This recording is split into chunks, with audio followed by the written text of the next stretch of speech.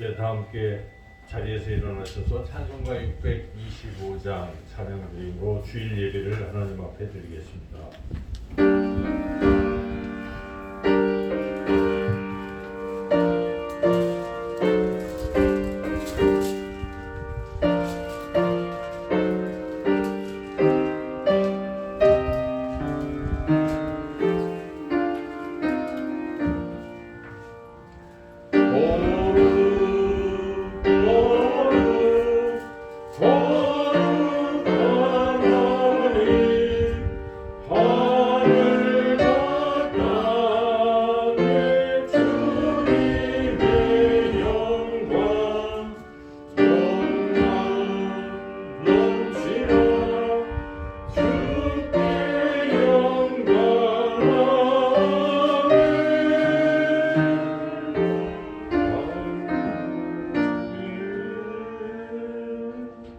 볼지어다 내가 문 밖에 서서 두드리노니 누구든지 내 음성을 듣고 문을 열면 내가 그에게로 들어가 그와 더불어 먹고 그는 나와 더불어 먹으리라.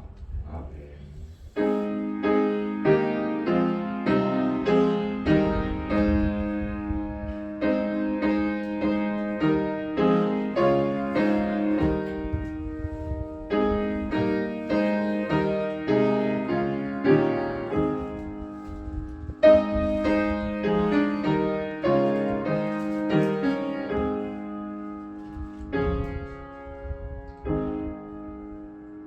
사랑이 넘치시는 좋으신 아버지 하나님, 지난 한 주간도 코로나로 인해서 또 삶의 여러 가지 어려움 가운데에서 지치고 고난 우리의 심령이지만 주님께서 우리를 돌보셔서 또 하늘 거룩한 성전으로 우리의 발걸음을 인도하시사 이 시간 하나님 앞에 나와 예배로 영광을 돌리게 하심을 감사드립니다.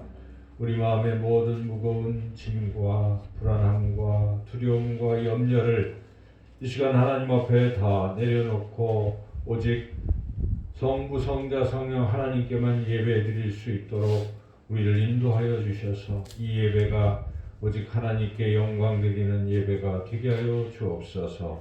예배를 통해서 우리가 참 평안과 기쁨을 누릴 수 있도록 성령께서 역사하여 주시기를 원하옵고 예수님의 이름으로 기도드리옵나이다.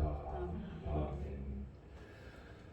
찬송가 5장 찬양하겠습니다.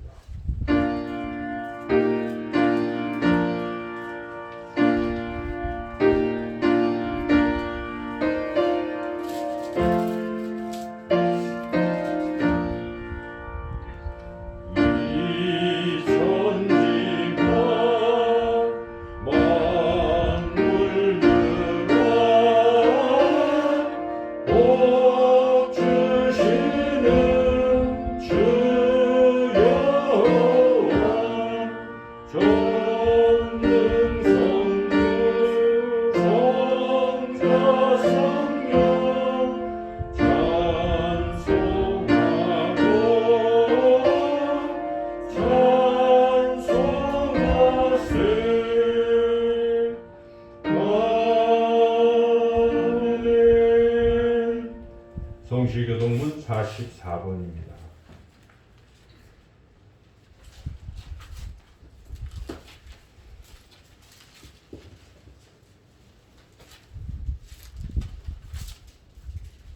시편 100편 말씀 한 절씩 펴도록 하겠습니다. 온 땅이여 여호와께 즐거운 찬송을 부를지어다.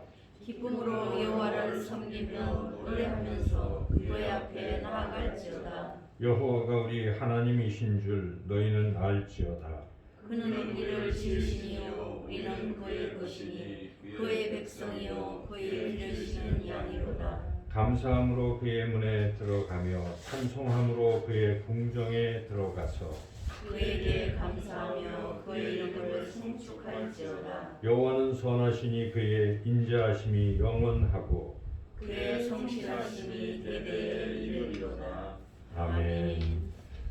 지난 한 주간의 우리의 삶을 돌이켜보며 우리 죄와 허물을 하나님 앞에 고백하는 기도를 주보에 나온 기도문으로 함께 기도드리겠습니다. 거룩하신 하나님, 제단의 예물을 드리기 전에 형제에게 원망들을 만한 일을 행하지는 않았는지 우리 자신을 돌아봅니다. 눈에 보이는 형제를 사랑하지 않으면서 눈에 보이지 않는 하나님을 사랑하노라 말하는 것은 거짓이요 위선이라 하셨는데, 지난 한 주간 저희들의 생활 속에서는 형제를 사랑함이 없었습니다. 아픈 사연을 가지고 찾아오는 이웃을 따뜻하게 맞아주지 못했고, 걱정과 염려 속에 고통받고 있는 이웃을 위해 기도하지 못했습니다. 작은 도움을 바라고 찾아온 이웃에게 냉정한 마음으로 등을 돌리기도 했습니다. 하나님께 1만 달란트를 탕감받은 은혜는 생각지 않고 내 형제의 작은 잘못에 대하여 목을 졸랐습니다. 오 주여, 겨울 날씨처럼 차갑게 식어버린 우리의 완악한 심령을 용서해 주옵소서.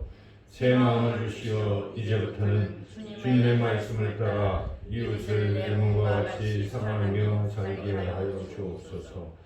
예수님의 이름으로 이 고백의 기도를 드립니다.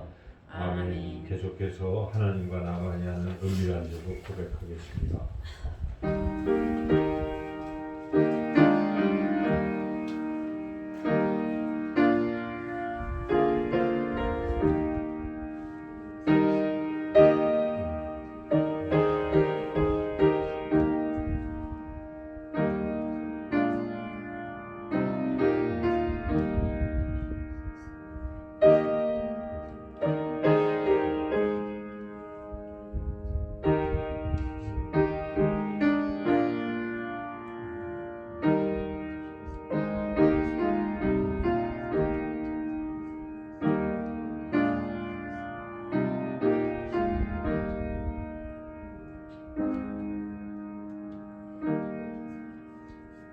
그가 우리를 흑암의 권세에서 건져내사 그의 사랑의 아들의 나라로 옮기셨으니 그 아들 안에서 우리가 속량 곧 죄사함을 얻었도다.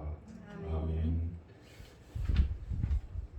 322장 찬양하겠습니다.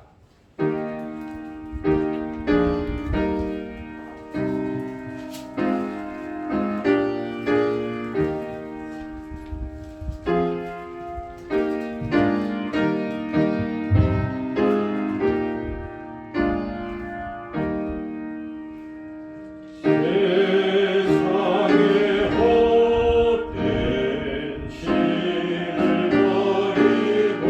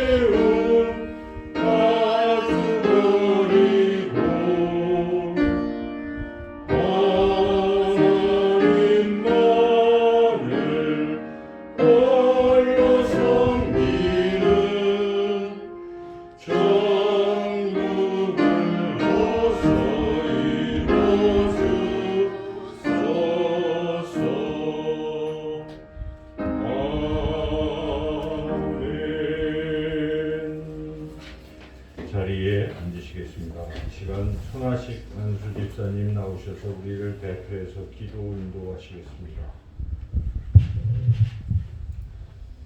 함께 기도하시겠습니다. 우리 아버지가 되어주신 하나님 아버지, 한 주간의 삶 가운데서도 우리와 동행하여 주시며 실만한 물가로 인도하여 주시고 위험한 곳에서부터 늘 함께 하시며 지켜주시는 은혜를 진심으로 감사를 드립니다. 하나님 아버지, 때로는 하나님 보시기에 적당하지 못한 모습도 있었을 텐데 여전하신 하나님의 사랑과 은혜로 이렇게 건강한 몸으로 주님 전에 나와 예배 드릴 수 있도록 은혜 주시니 감사합니다. 하나님, 코로나로 인하여 모두가 함께 모여 하나님께 기쁜 예배를 드리지 못한 것을 하나님 아버지 안타깝게 여기며 이 시간 예배당에서 예배드리는 성도님들이나 가정에서 예배드리는 성도님들이나 온전히 하나님의 사랑 안에 거하게 하여 주시옵소서. 하나님 아버지, 우리가 이 코로나 사태로 인하여 잃어버린 것 중에 가장 두려워할 것이 믿음을 잊어버리지 않도록 우리를 붙잡아 주시기를 간절히 바라고 원하옵나이다. 세상의 모든 것을 다 잃어버린다 할지라도 하나님을 믿는 믿음만은 우리가 지킬 수 있는 그러한 성도들 되게 하여 주시옵소서. 속히 코로나가 종식되어서 우리가 성전에 모여 마음껏 하나님을 찬양하며 영화로우신 하나님을 영광스럽게 드릴 수 있는 참된 제자교회 모든 성도들이 될 수 있도록 우리의 삶 가운데 역사하시어 우리의 건강을 지켜주시고 우리의 삶의 모든 부분들을 하나님께서 지켜주셔서 하나님을 자랑하고 찬양하고 살아갈 수 있는 저희들의 모습이 될 수 있도록 축복하여 주시옵소서. 하나님 아버지, 2021년도 시작한 지도 벌써 한 달이 다 되었습니다. 하나님 아버지, 우리가 하나님 앞에 여러 가지 계획을 세우고 하나님 앞에 충성되이 살아가기를 다짐하고 있사오니 우리가 이 어려운 상황이라 할지라도 하나님만을 바라보며 하나님께서 우리에게 허락하신 모든 것들을 다 이루어 드릴 수 있는 충성된 성도들이 될 수 있도록 하나님 지켜주시옵소서. 각자의 위치에서 최선을 다해 살아가게 하여 주시옵소서. 공부하는 학생들은 최선을 다해서 공부하게 하시고 꿈을 꾸는 청년들은 그 무엇보다도 하나님의 말씀을 의지하며 살아가게 하여 주시옵소서. 험악한 이 시대에 우리 청년들에게 무엇보다 믿음을 주셔서 그 믿음으로 인생을 살아가는 하나님 믿음의 청년들 될 수 있도록 지켜주시기를 간절히 바라고 원하옵나이다. 하나님 아버지, 우리 연로하신 권사님들 건강을 지켜주시옵소서. 언제나 하나님 의지하고 나아갈 때에 온 아버지 하나님 육신의 건강을 주시고 힘을 주셔서 하나님을 자랑하실 만한 넉넉한 돈으로 살아갈 수 있도록 지켜주시기를 간절히 바라고 원하옵나이다. 하나님 아버지, 우리가 세상에 살아갈 때 필요한 것도 참 많습니다. 하나님, 우리의 욕심에 사로잡혀 늘 하나님께 불평불만하지 않게 하여 주시옵시고 하나님께서 우리를 늘 지키고 사랑하시며 우리보다 더 먼저 우리를 아시고 우리보다 먼저 앞서가신 하나님이라고 말씀하여 주셨사오니 하나님을 믿고 온전한 믿음으로 살아갈 수 있도록 우리를 축복하여 주시옵소서. 하나님 아버지, 오늘도 이 예배당을 통해서 우리에게 은혜를 주시고 우리에게 믿음을 주셔서 하나님을 더욱더 사랑할 수 있는 귀한 시간이 되었으면 좋겠습니다. 목사님을 통해 주시는 말씀을 통해서 우리가 하나님의 말씀을 경험케 하여 주시옵시고 그 말씀으로 인하여 우리가 한 주간 또 힘 얻어 살아갈 수 있는 귀한 예배 시간 되게 하여 주시옵소서. 하나님 아버지, 우리의 삶 가운데 무엇보다 자랑할 만한 것이 하나님 앞에 믿음으로 자랑할 수 있는 성도들 되게 하여 주시옵소서. 사장이랑 함께하지 못하는 성도들 위에도 동일한 은혜를 베풀어 주시고 우리가 늘 주님 안에 한 가족으로 한 교회 성도로서 열심히 살아갈 수 있는 은혜를 더하여 주시옵소서. 하나님 아버지, 감사드리며 예수님의 이름으로 기도드렸습니다. 아멘. 예수님 가르쳐 주신 주기도문을 함께 드리겠습니다. 하늘에 계신 우리 아버지, 아버지의 이름을 거룩하게 하시며 아버지의 나라가 오게 하시며 아버지의 뜻이 하늘에서와 같이 땅에서도 이루어지게 하소서. 오늘 우리에게 일용할 양식을 주시고 우리가 우리에게 잘못한 사람을 용서하여 준 것 같이 우리 죄를 용서하여 주시고 우리를 시험에 빠지지 않게 하시고 악에서 구하소서. 나라와 권능과 영광이 영원히 아버지의 것입니다. 아멘.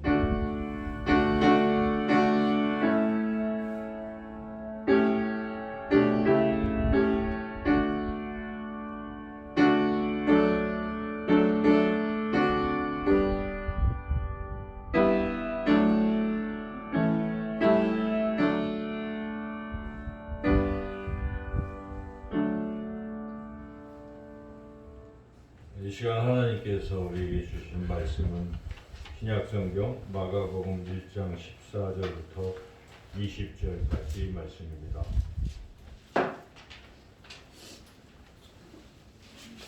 마가복음 1장 14절부터 20절까지 하나님 말씀을 제가 봉독하겠습니다.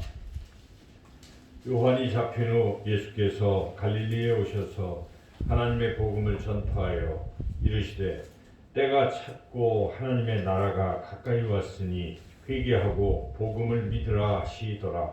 갈릴리 해변으로 지나가시다가 시몬과 그 형제 안드레가 바다에 금을 던지는 것을 보시니 그들은 어부라. 예수께서 이르시되 나를 따라오라. 내가 너희로 사람을 낚는 어부가 되게 하리라 하시니 곧 그물을 버려두고 따르니라. 조금 더 가시다가 세베대의 아들 야고보와 그 형제 요한을 보시니 그들도 배에 있어 그물을 깁는데 곧 부르시니 그 아버지 세베대를 품꾼들과 함께 배에 버려두고 예수를 따라가니라. 아멘. 기도하겠습니다. 좋으신 하나님, 이 시간에도 하나님의 귀한 생명의 말씀을 저희에게 주시니 감사합니다. 부족한 자의 입술을 주관하시사 하나님의 말씀만 바르게 잘 전하게 하시고 우리 모두 듣는 심령의 귀를 활짝 열어주셔서 하나님의 음성을 듣고 그 말씀을 깨달아 그 말씀 붙들고 또 한 주간도 또 우리 삶 가운데 승리하는 삶을 살아가게 해 주시기를 간절히 원하고 예수님의 이름으로 기도드리옵나이다. 아멘. 팬인가 제자인가 이런 책이 있습니다. 우리나라에는 2012년에 번역이 되어서 소개가 되었는데요.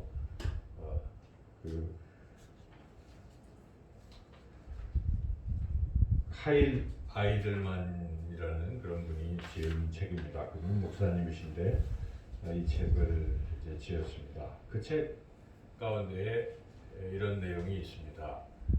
팬들은 이런 사람이다 하면서 우리가 아는 것처럼 축구 경기 축구팀의 팬이라든지 야구팀의 팬들은 이렇게 얼굴에 막 페인트도 칠하고 뒤에 등번호 새긴 그런 옷도 입고 차에다가 이런저런 스티커도 붙이고 이렇게 해가지고 이제 그 팀을 응원을 하지요. 그래서 열심히 응원하고 또 그 팀 선수들이 누군지도 알고 등등 여러 가지 잘 알지만 그렇지만 막상 이제 경기가 시작되면 그 운동장 안에 들어가서 뛰는 건 아니라는 것이죠. 팬들은 선수들이 뛰는 것을 보고 그냥 즐거워할 뿐이지 그 경기에 실제로 참여하지는 않습니다. 그래서 팬은 팬일 뿐인 것이죠. 그러다가 그 팬이 자꾸 그 팀이 지고 그러면은 나중에는 마음이 이제 식어지고 화도 나고 그러다가 아예 다른 팀으로 또 옮기기도 하고 그런 게 팬입니다.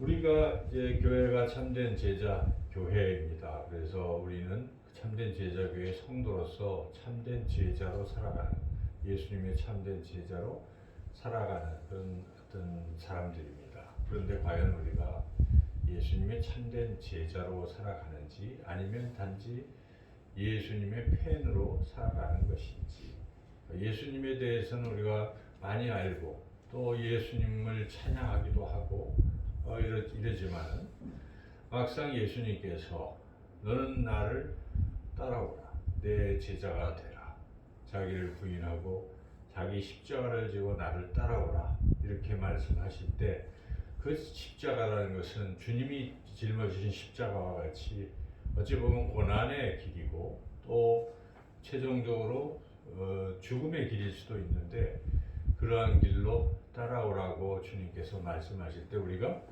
그걸 따라갈 수 있는가, 따라가는 참된 제자가 될 수 있는가, 아니면 그런 순간에는 아니고 그저 예수님을 바라보고 예수님을 좋아하는 정도로 팬처럼 그렇게 살아가고 있지는 않는지 우리가 좀 생각해 봐야 하겠습니다. 예수님의 참된 제자, 진정한 제자로 살아가는 길이 무엇인지 지난 한 주간 우리가 이 말씀을 통해서 오늘 본문의 앞부분의 14절 15절을 통해서 예수님의 제자가 된다는 게 어떤 것인지를 우리가 말씀을 통해 들었습니다.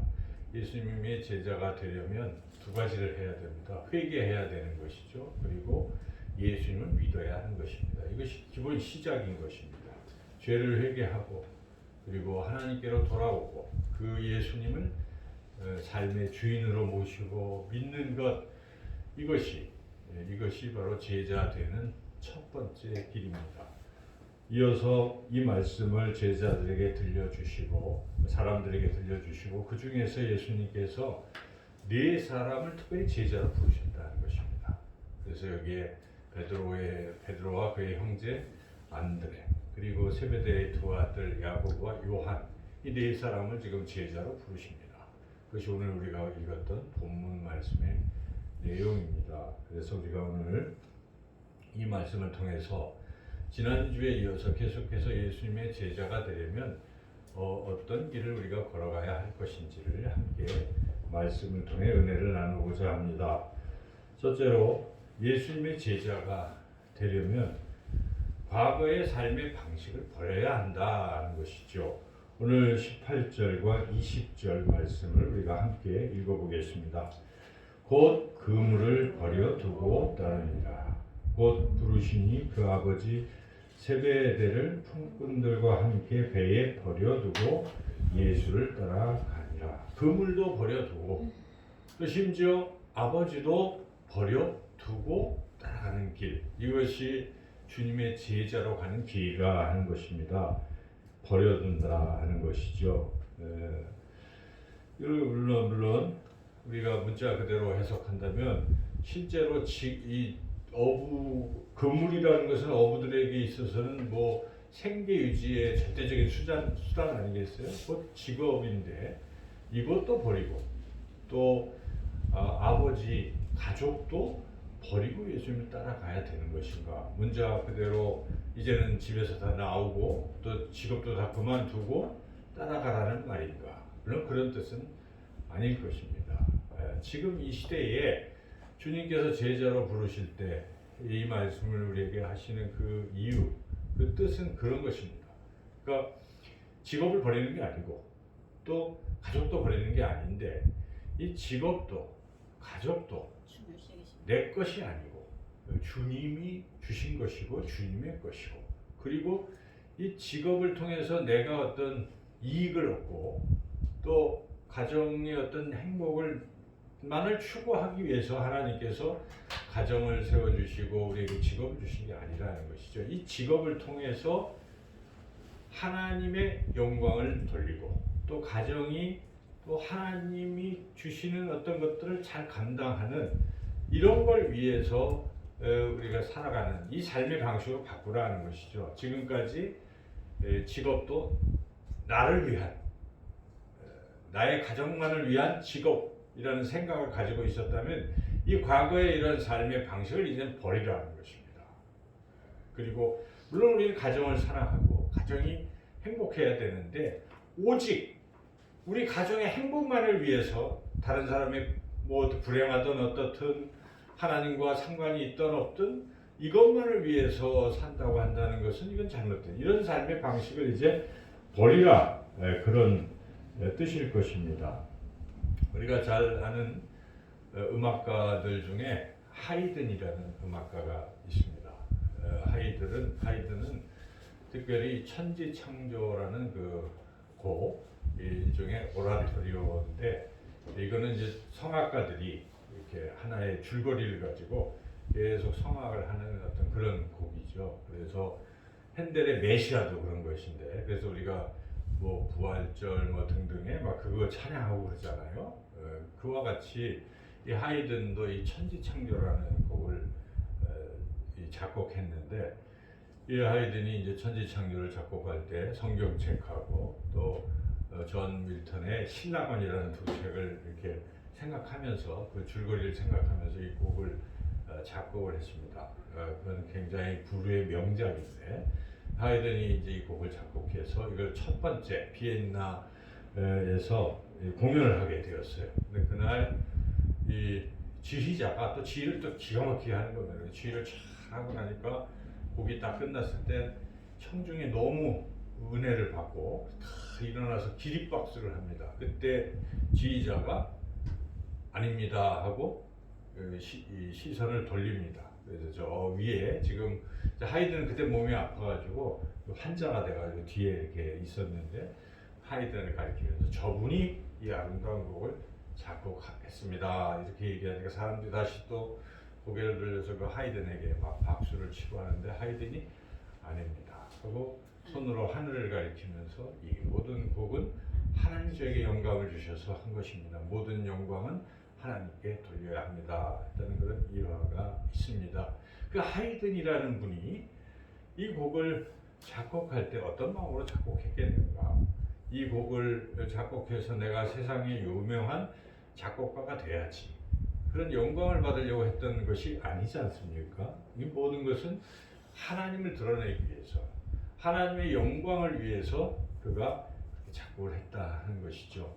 우리가 잘 아는 옛날에 그 역도 선수 중에 장미란이라는 선수가 있죠. 근데 그분이 항상 이 역기를 잘 들고 이제 기도하고 또 하나님께 영광을 돌리고 그러지 않았습니까? 그래서 그런 역기를 들 때 하나님을 향해서 드는 거예요. 하나님께 영광을 돌리니까 우리가 어떤 직업을 갖든 그 직업을 통해서 내가 하나님께 영광을 돌리리라 이런 마음을 가지라는 것입니다. 이걸 통해서 나의 부귀, 영화, 명예 이걸 추구하려고 한다면 뭔가 잘못된다는 것입니다. 주님의 참된 제자의 길을 걷는다는 것은 이 모든 것을 통해서 내가 하나님께 영광을 돌리겠다 하는 그러한 마음을 갖는 것. 그래서 지금까지 만약 나만을 위해서 나의 영광을 위해서 내가 살았다면 이 삶의 방식을 버려야 드디어 우리가 주님의 제자의 길을 갈 수 있다 하는 것이죠.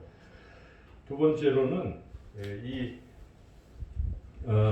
삶의 방식을 버릴 때 이것이 이제 또 예수님이 없이 혼자서 살아가는 삶의 방식도 버리라 이런 뜻입니다. 이 직업이 하나님의 것이고 하나님의 영광을 위한 것이다 하는 것도 중요하고 또한 이 직업 생활을 내가 하면서 사업을 하면서 또 어떤 활동을 하면서 이게 주님이 없이 나 혼자서 뭘 다 해보겠다 하는 이러한 삶의 방식을 버리라 하는 것입니다. 우리 많은 경우에 어떻습니까? 어떤 직업을 할 때 그때는 주님과 상관없이 그래서 여기까지는 주님과 함께 한 것 같은데 직장에 출근하고 나면 주님을 잠깐 그래서 이 책을 쓴 사람은 그런 얘기를 합니다.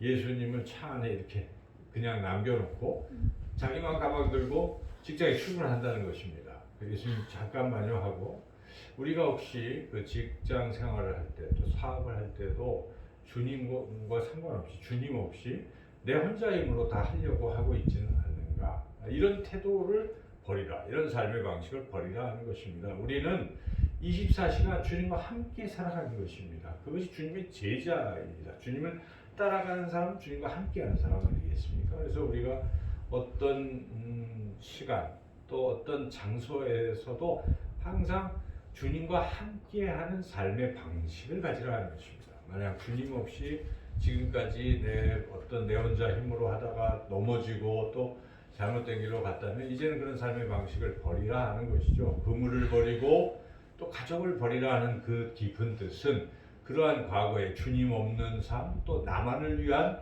나의 영광을 위한 삶의 패턴을 이제는 버리고 하나님의 영광을 위해서 또 주님과 함께 주님이 주시는 능력으로 이걸 감당하리라 이런 태도로 살아가는 것 그것이 주님의 참된 제자라 하는 것이죠. 그래서 우리가 한번 생각을 해봐야 되겠습니다. 내가 만약에 직장을 다니고 있다든지 또는 내가 어떤 사업을 한다든지 할 때 내가 직장 또는 사업터 일터에 첫 출근을 했을 때부터 한번 생각해 보자는 것입니다. 어떻습니까? 하자마자 그냥 동료들과 이야기하고 커피 마시고 신문 보고 이렇게 삶을 시작할 수도 있겠지만 그 일터에 갔을 때도 주님 오늘도 저와 함께 해주세요 하고 짧게나마 사람들이 보는 앞에서도 속으로 짧게 한 1, 2분 동안 주여 함께하여 주시옵소서 이렇게 우리가 기도를 하고 그렇게 출발하는 것이 그게 주님의 참된 제자의 길일 것입니다. 그 일을 하는 중에도 우리에게는 참 힘든 일이 닥칠 수가 있어요. 힘든 일, 또 어려운 일, 문제가 발생할 수 있을 때 순간 아이고 어떡하나 이렇게 하고 거기서 막 당황할 것이 아니라 주님 어떻게 할까요? 라고 주님께 여쭙고 주님이 주시는 지혜로 그 어려운 것들도 해결해 나가고 힘을 얻고 이렇게 살아가는 사람이 주님의 참된 제자라 말할 수가 있습니다. 우리는 혹시 그동안 우리가 주님 없이 살았던 삶의 방식이라든지 나만을 위한 그런 삶의 방식을 하였다면 이제 이런 것들을 과감하게 버리지 않은 것입니다. 버릴 때 그때 우리는 주님의 참된 제자의 길을 걸어갈 수 있을 것입니다. 도종환 씨가 쓴 여러 시들 중에 단풍 드는 날 이제 이런 시가 있습니다. 그 시에 이런 내용이 있습니다. 버려야 할 것이 무엇인지 아는 순간부터 나무는 가장 아름답게 불탄다. 제 삶의 이유였던 것, 제 몸의 전부였던 것, 아낌없이 버리기로 결심하면서 나무는 생의 절정에 선다. 그리고 또 이어지고 있는데요. 단풍나무가 아름다운 것은 자기의 잎을 이제 떨쳐 버리는 거 아니겠어요? 그럴 때 그걸 버릴 때 그가 이제 아름답게 빛난다 하는 것입니다. 우리의 인생도 그동안 이렇게 저렇게 가지고 있던 사람들과 세상 사람들과 똑같은 삶의 그러한 방식들이 있다면 이제 이것을 벗어야 됩니다. 그래야 우리가 아름다운 주님의 제자로 살아갈 수 있다는 것이죠. 두 번째로 예수님의 제자가 되려면 예수님을 따라가야 한다는 것입니다. 18절 20절을 다시 한번 읽어보겠습니다. 곧 그물을 버려두고 따르니라. 곧 그러시니 그 아버지 세배들을 품꾼들과 함께 배에 버려두고 예수를 따라가니라. 우리가 버렸어요. 삶의 방식도 버리고 다 버렸는데 그냥 우두커니 그 자리에 가만히 있다면 주님의 제자의 길을 가는 게 아니죠. 버렸고 그 다음에 할 건 무엇입니까? 이제 예수님을 따라가야 되는 것입니다. 따라가는 사람이 진정한 예수님의 제자라 하는 것입니다. 예수님 우리를 어떻게 따라가고 있습니까? 우리가 제자라고 하는데 어떻게 따라가고 있습니까? 따라가는 자세가 또 몇 가지가 나오는데 오늘 본문에 첫째는 곧 계속 곧이라는 말이 나오지 않습니까? 즉시 따라가라 하는 것입니다. 여기서 머뭇거리거나 지체해서는 안 된다 하는 것입니다. 즉시 예수님을 따라가야 한다는 것입니다. 예수님께서 이런 비유 말씀을 하셨습니다. 어떤 사람이 잔치를 베풀었어요. 그래서 이제 사람들 초대합니다. 가서 사람들 데려와라. 그래서 종들이 가서 초대합니다. 어떤 사람에게 가서 초대를 했더니 내가 지금 밭을 샀는데 이 밭이 이게 제대로 된 밭인지 다 살펴보고 가겠다. 그럼 안 가는 겁니다. 또 어떤 사람 보니까 5쌍의 이 소를 샀어요. 이 소가 튼튼한지 내가 또 가서 살펴봐야 되겠다. 그래서 못 간다. 또 어떤 사람한테 갔더니 나 지금 막 장가 들었는데 나는 지금 즐거운 생활을 해야 되는데 조금 있다가 가면 안 되겠냐. 이랬더니 주인이 그 소리를 듣고 어떻게 했습니까? 노해서 필요 없다. 그냥 길거리에 아무나 데려다갔다 잔치 자리를 메꿔라 해서 다른 사람들이 잔치 자리에 초대됐다. 그런 비유의 말씀을 하셨습니다. 주님께서 또 이런 비유의 말씀도 하셨습니다. 열처녀 비유 우리가 잘 알지 않습니까? 5처녀는 슬기로 와서 기름을 준비를 해서 딱 때가 됐을 때 신랑이 오실 때 등불 들고 갔어요. 그래서 잔치 자리에 갔는데 또 나머지 5사람은 그냥 준비를 안 했어요. 그래서 어떻게 했습니까? 등에 기름 사러 간 사이에 그래서 준비해서 갔으나 가보니까 천국문이 이미 잔치 자리가 이미 닫혀서 밖에서 이를 갈고 슬피우는 끝난 상황이 되는 것입니다. 그래서 우리가 주님이 부르실 때 그때 즉각 응답을 해야지. 아이고 내년에 하겠습니다. 다음에 하겠습니다. 다음에 뭐 이렇게 하면 어떻게 되겠습니까? 기회가 다시 안 올 수도 있습니다. 우리 인생이 그렇게 긴 것도 아니고 다 때가 있어요. 예수님께도 때가 됐을 때 오신 것입니다. 부르시는 시점은 주님이 가장 정확히 아시는 거죠. 우리를 부르실 때는 그때입니다. 모세를 부르실 때도 80세에 부르셨습니다. 40년의 이런 떨기나무에 그것을 부르실 때 그 때가 있어요. 부르시는 때가 있다는 것입니다. 그때에 우리가 놓치면 안 될 수 있다는 것입니다. 부르실 때 곧 응답해야지. 그래서 우리가 지각한다는 거는요, 뭐 결석하는 것과 같다. 우리가 늘 그렇게 생각해야 돼요. 어딘가 하나님 부르실 때 그걸 내가 좀 늦게 갔더니 문이 닫히고, 그럼 결석과 똑같이 더 이상 기회가 주어지지 아니할 수 있다 하는 그런 마음으로 우리는 곧 즉각적으로 따라가는 것이 바로 주님의 참된 제자의 길이다 하는 것입니다. 두 번째는 전폭적으로 따라야 된다는 것이죠.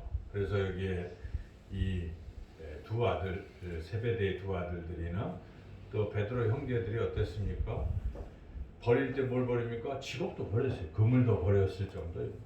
또 자기 아버지 유산, 아버지 뭐 이것도 어떻게 다 놓고 배도 버려두고 따라갔다는 것이, 이것은 어찌 보면 그때 당시로 보면은 자기의 직업을 버렸기 때문에, 가족을 버렸기 때문에 전부를 버렸다고 볼 수가 있습니다. 그래서 주님을 따라갈 때는 그 모습이 전폭적이라는 것입니다.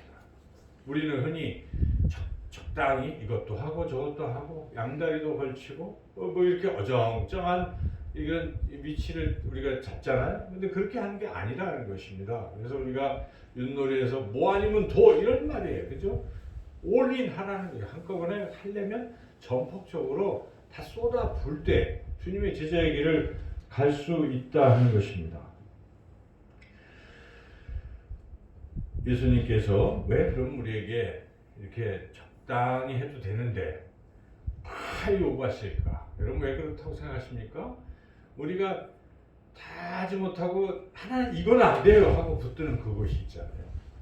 근데 그게 때로는 그게 커져서 주님을 대신할 수가 있기 때문에 그게 우상이 될 수가 있습니다. 자식도 우상이 될 수 있어요. 돈도 우상이 될 수 있어요. 직업도 우상이 되고 또 어떤 명예도 우상이 될 수 있어요.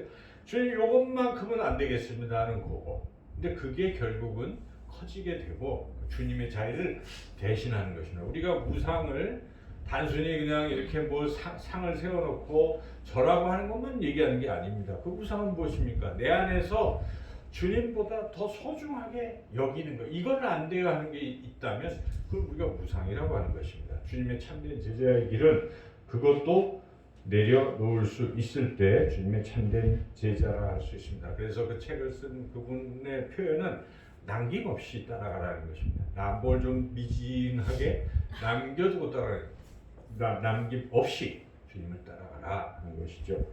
세 번째 이 주님을 따라가는 자세는 결국은 내가 막 따라가려고 한다기보다 주님의 이끌리심에 거절할 수 없는 그런 이끌리심에 의해서 따라가고 있다는 것이죠. 사실 예수님이 한마디를 하셨잖아요. 제자들에게 나를 따라오라 하는데 어떻게 그 그물도 버리고 뭐 가족도 버리고 그냥 따라갈 수 있었을까요? 거기에는 베드로와 이 네 제자들이 훌륭한 점도 있겠지만 뭐가 있겠습니까? 하나님의 강권적인 역사하심이 있는 것입니다. 바로 성령의 이끄심이 있습니다. 여러분 우리가 이 자리에 앉아 있는 것, 우리가 주님을 믿게 된 것, 이것은 잘 생각해 보면 내가 다 잘해서가 아니에요. 다 하나님의 은혜로 어쩔 수 없는 어떤 저항할 수 없는 그런 힘에 의해서 우리가 이 자리에 성령의 이끌리심에 따라서 이 자리에 와 앉아 있게 되는 것입니다. 우리는 그걸 성령의 역사라고 하는 것입니다. 주님의 제자는 성령에 붙들린 사람입니다. 주님께 붙들린 사람이에요. 붙들려 가는 거예요. 그래서 그러기 위해서 우리가 더 기도해야 돼요. 기도할 때 성령 충만하여 성령께서 나를 사로잡기 시작하면 내 힘이 아니라 성령이 이끄시는 강력한 성령의 능력으로 우리가 주님을 따라갈 수가 있습니다. 예수님의 제자들도 성령 받기 전에 어땠습니까? 그냥 가다가 말다 또 이럴 수도 있었잖아요. 나중에 십자가를 지라고 하니까 다 죽음의 자리가 두려웠지만 그들이 오순절날 성령 받고 나서는 죽음을 불사하고 베드로는 거꾸로 십자가에 매달리고 모든 제자들이 다 순교할 정도로 그렇게 간 것입니다. 그것은 다 성령의 능력이라는 것입니다. 우리가 주님의 제자의 길을 간다는 것은 성령의 이끌리심을 받게 된다는 것이죠. 셋째로 예수님의 제자가 되려면 복음 전파라는 분명한 목적을 가지고 가야 한다는 것입니다. 오늘 주님께서 왜 이 네 제자를 부르셨는지, 부르심의 목적을 우리가 잘 알아야 되는, 왜 부르셨습니까? 여러 가지 이유가 있지만 오늘 분명하게 오늘 본문에서 우리가 17절 말씀 같이 한번 큰 소리로 읽겠습니다. 예수께서 이르시되 나를 따라오라 내가 너희로 사람을 낚는 어부가 되게 하리라 하시니라. 사람을 낚는 어부가 되게 하시려고 예수님께서 제자들을 부르셨다는 이 사실을 우리가 결코 잊어서는 안 됩니다. 예수님은 제자들을 통해서 많은 사람들을 구원하시려고 제자를 부르신 것입니다. 주님이 많은 사람들을 구원하시려고 십자가를 짊어지시고 이 땅에서 그렇게 하셨던 이유, 그건 많은 사람을 구원하시기 위함입니다. 그래서 그 일을 제자들이 이루기를 원하시는 것입니다. 제자를 부르신 목적은 영혼 구원이다. 사람을 낚는 이것이다. 그러니까 더 쉽게 얘기하면 전도입니다. 우리가 예수님의 제자의 특징은 전도에 있다는 것입니다. 그래서 마태복음 28장에서도 땅 끝까지 너희는 가서 모든 족속으로 제자를 삼아 아버지와 아들과 성령의 이름으로 세례를 주고, 세례를 준다는 것은 그리스도인이 되게 하는 것입니다. 그리고 내가 너에게 가르쳐 분부한 모든 것을 지키게 하라. 참된 주님의 제자로 또 성장하게 만드는 것. 결국은 사람들을 구원하는 것입니다. 사람들을 구원하는 일이 제자의 목적입니다. 제자의 사명입니다. 이거를 잊어버리면 참된 제자의 길을 가는 것이 아니다. 교회도 그런 것이죠. 영혼 구원을 생략하고 그것을 태만히할 때는 교회라고 말할 수가 없습니다. 그런데 많은 경우에 우리가 이 목적을 자꾸 상실해요. 요즘 너무나 안타까운 이 코로나 상황에서, 물론 코로나 때문에 전도 못해서 안타까워하는 것보다요, 더 심각한 것은 전도가 이제는 막혀버리는 것입니다. 이 통계가 지지난주에 이 목회 데이터 연구소라는 데서 통계를 냈는데, 세상 우리 한국 사람들이 기독교에 대해서 느끼는 그 감정 중에 신뢰감, 믿을만하다라고, 이 종교는 믿을만하다 하는 그 조사를 했는데 퍼센테이지가 20% 정도밖에 안 나왔다는 것입니다. 80%는 못 믿겠다는 것입니다. 기독교는 못 믿겠다.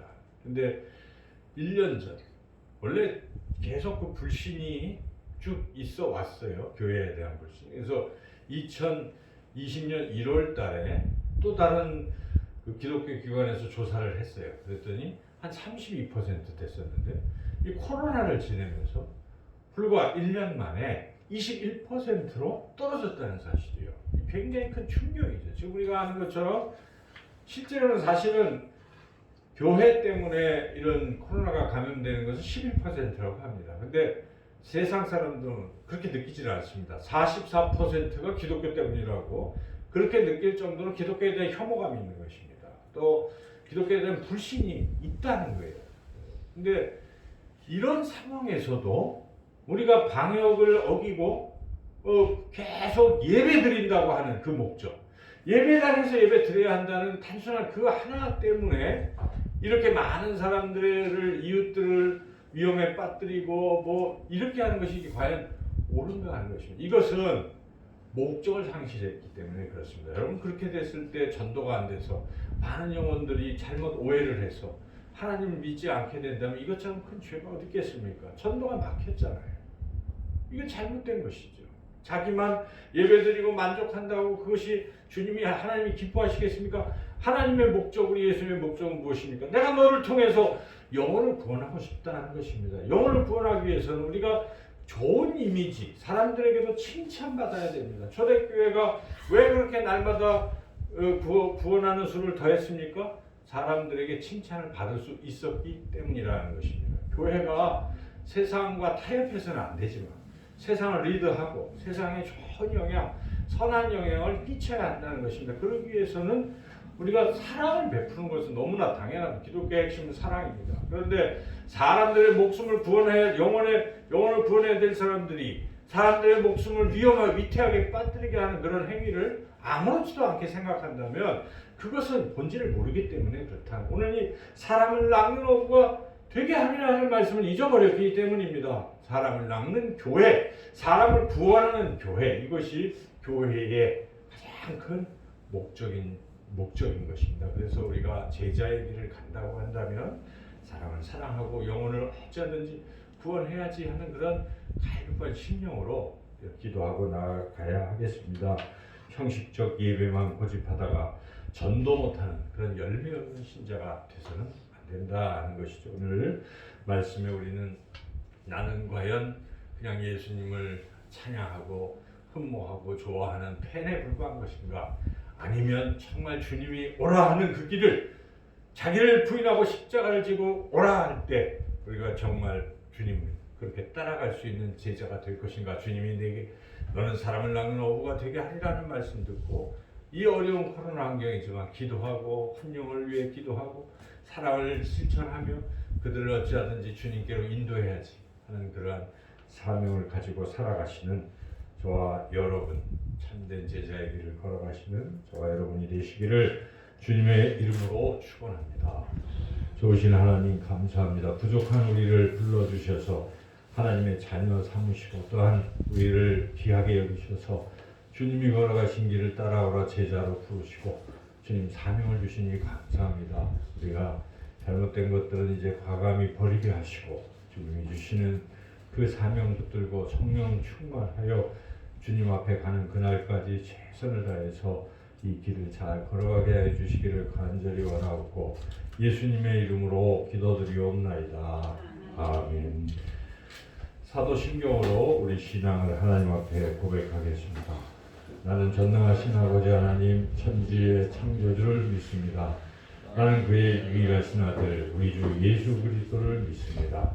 그는 성령으로 잉태되어 동정녀 마리아에 의해서 나시고 본디오 빌라도에게 고난을 받아 십자가에 못 박혀 죽으시고 장사된 지 사흘 만에 죽은 자 가운데서 다시 살아나셨으며 하늘에 오르시어 전능하신 아버지 하나님 우편에 앉아 계시다가 거기로부터 살아있는 자와 죽은 자를 심판하러 오십니다. 나는 성령을 믿으며 거룩한 공교회와 성도의 교제와 죄를 용서받는 것과 몸의 부활과 영생을 믿습니다. 아멘. 이제 다 함께 자리에서 일어나셔서 찬송가 459장 찬양하겠습니다.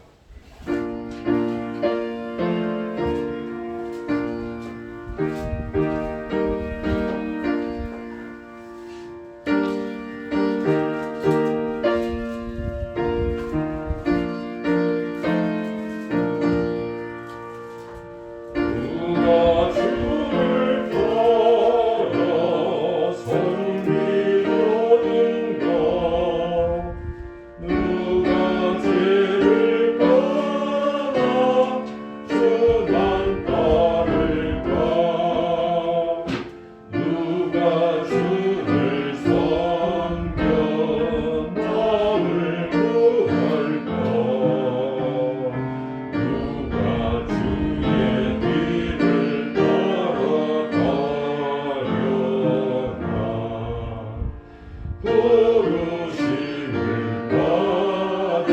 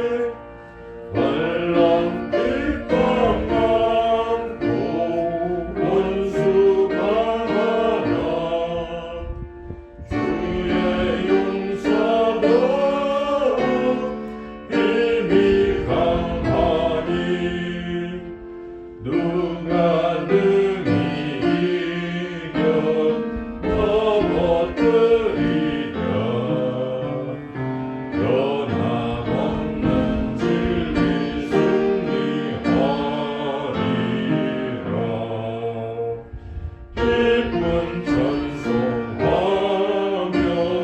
주의 은혜로 주를 따라가네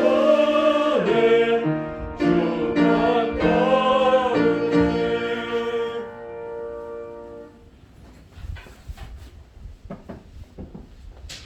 하나님 아버지, 이 시간 은혜에 감사하며 예물을 드립니다. 주님을 따라가는 길을 또 잘 걸어갈 수 있도록 은혜 베풀어 주시옵소서. 주님께 드린 예물이 이 세상에 많은 영혼들을 구원하는 데에 귀하게 사용되게 하여 주시옵소서. 드린 손길마다 축복하시고 또 여러 형편 사정으로 드리지 못한 안타까운 손길 위에도 동일한 은혜와 축복을 내려주시기를 원하오며 예수님의 이름으로 기도드리옵나이다. 아멘. 자리에 앉으시겠습니다. 서로 사랑의 인사 나누겠습니다. 사랑합니다. 사랑합니다. 저와 여러분들 인사하겠습니다. 사랑합니다. 교회 생활 주보 보시기 바랍니다. 이제 우리가 금주 기도 제목이 있습니다. 근데 이것은 1년의 기도 제목인데 회복이라는 주제로 우리가 2021년을 또 이렇게 신앙생활을 하고 있습니다. 한번 금주의 기도 제목을 같이 한번 읽어보겠습니다. 주여 이제 회복하게 하소서. 주여 내 자신을 회복하게 하소서. 주여 교회를 회복하게 하소서. 주여 가정과 사회를 회복하게 하소서. 하나님께서 회복시켜 주실 텐데 우리도 하나님이 하시는 일에 동참해서 함께 회복에 힘쓰자는 그런 소원을 담고 우리가 날마다 이렇게 또 매일 기도해야 되겠습니다. 우리가 생일 축하하는 게 우리 교회 전통인데 지금 코로나 때문에 계속 못하고 있는데 여러분 2월 생일자들 이렇게 보시고 1월 달에 없더라고요. 2월 생일자 보시고 이렇게 서로 축하해 주면 좋겠습니다. 방역 지침에 따라 우리가 이렇게 하고 있고 오늘 예배 마치고 바로 임시 재직회를 하겠습니다. 2021 성경 일독 배부하는 성경 일독 통독회에 따라서 계속 이렇게 말씀 읽어나가시면 좋겠고 이제 레위기를 하고 있는데요. 이번 주는 이제 레위기 끝나고 또 다음 주에는 민수기. 그래서 우리가 성경 66권을 하루에 서너 장씩 이렇게 읽어나가면서 이렇게 쭉 하다 보면 여러분이 하나님의 뜻을 더 잘 깨닫고 은혜 많이 받게 될 것입니다. 그리고 그 사순절이 2월 이제 17일 제예수요일 참회 수요일부터 시작해서 하고 고난주간 한 주간으로 이어지니까 원래는 40일 좀 넘는 이런 기간 45일인데 저희는 그냥 사순절의 기간에 월요일부터 시작을 하도록 하겠습니다. 그래서 고난주간을 포함시켜서 총 40일을 걸쳐서 이제 새벽 예배를 여기서 드리겠습니다. 그래서 여러분들이 이때만큼 좀 힘써서 오셔가지고 같이 기도도 하시고 예배를 드리면 좋을 것 같아요. 그래서 2월 22일부터 시작해서 우리가 4월 2일까지 새벽 5시 반에 성전에서 새벽 예배를 드리겠습니다. 그래서 우리가 100명 미만은 10명까지 예배를 드릴 수가 있어요. 새벽 예배는 충분할 것입니다. 그렇게 준비하시고 기도를 같이 참여하면 좋겠습니다. 교회 달력 가져가시고요. 기부금 영수증 필요하신 분 재정부장이신 손아 집사님께 말씀해 주시기 바랍니다. 이제 다 함께 자리에서 일어나셔서 찬송가 53장 찬양하겠습니다.